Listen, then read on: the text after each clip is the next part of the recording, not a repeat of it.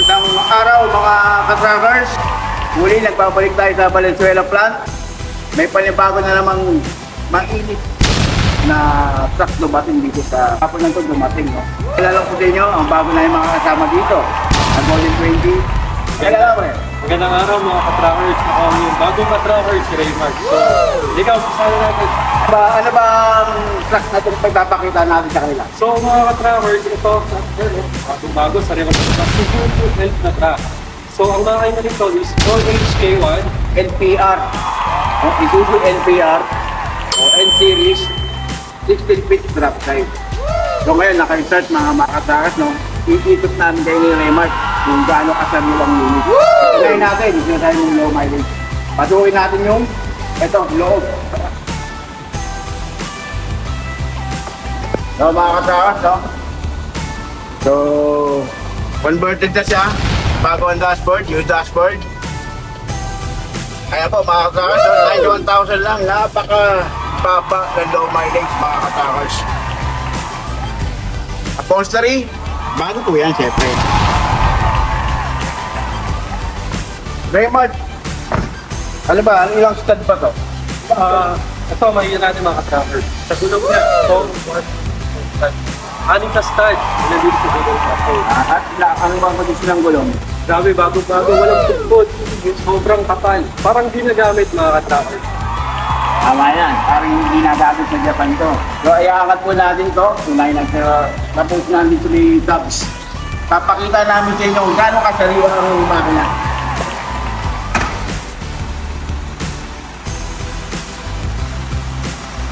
So mga idol, 4HK1 engine.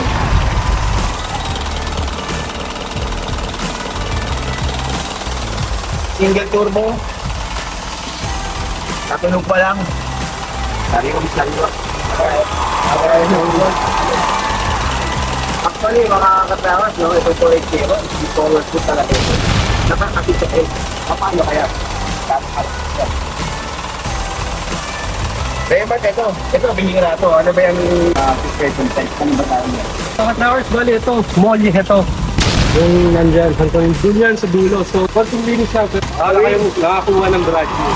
Molly ang harap, likod, pira yan, mga ka-trackers. Bali ka-trackers, ang haba na ito, 16 feet. So, kung gusto nyo naman gawin ito na parang aluminum van, pwede. Any request, kaya natin. Depende po yan kung gusto nyo. Ito, drop side. Kung kondisyon natin yan, regular siding po ito.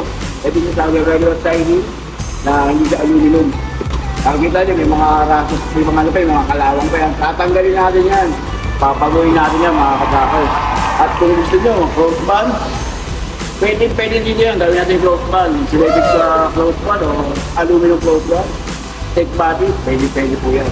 So, ito tapos sa record. No? Pag pinigit pa natin dyan, sabi niya, pag napansin ng mga ka-trackers natin, ano ba makikita natin? Yun, nakamoli din yan. So, bali, hanggang doon na yan sa dulo. Molly, no? Oo. So, ibig sabihin, si Raymart, i-dati po natin, napakasariwa po talaga. Sariwa, walang gas. Bali, Yeah, rest from Japan, halos hindi nagamit. May pride wheel siya, but Raymart na. Standard talaga, pag agad yun, mga 7 tons. Mga 5 tons na ba, pag 5. Pero kayang-kaya po ito, 8 tons hanggang 12 tons. Depende, alam mo naman tayo dito. Para kapag may kaya ka ikarga, ikarga po talaga. Mga katakas natin, nakikita nila kung gaano kasariwa ang truck ng itong nakikita nila ngayon. So, mga katakas na i-spare natin. Raymart, tingnan mo, may mga guwit pa eh. Oo, tama. So, ibig sabihin, walang hindi nakagalaw yan, no? Hindi talaga, hindi na baklas yan. Paas na madaliri mo yan, lulubog eh. Oh. Talaga, original yan, as is talaga. Kung paano natin tinala dito, yan yun, wala tayong gas. Woo! Hindi lang pwede Raymart na kung ang body to. Pati kulay. Tama. May mga request kayong kulay, may mga Ferrari red. Kung nakikita ito, madami namin mga electric na pieces. May mga Ferrari red na pati mga special colors. Pwede po rin yan, mapagpipilihan yan. Kahit anong kulay yung gusto nyo, kaya natin gawin yun. So, depende sa request nyo, gagawin natin. Basta kung anong preference nyo lahat. So, tinatawag namin yung tracker car na kung mag-invest kayo sa truck na talaga 1 month pa lang. Kaya mararamdaman nyo sulit na sulit. First day pa lang ni Raymart. Naklakat po talaga. So, makikita po natin ang Dasta. Ito yung mga fuel tank, fuel tank. Yan.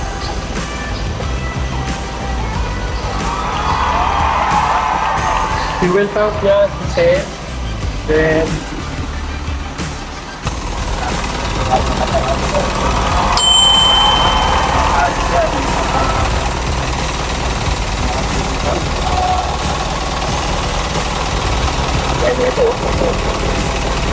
Sa mga kasaras, no?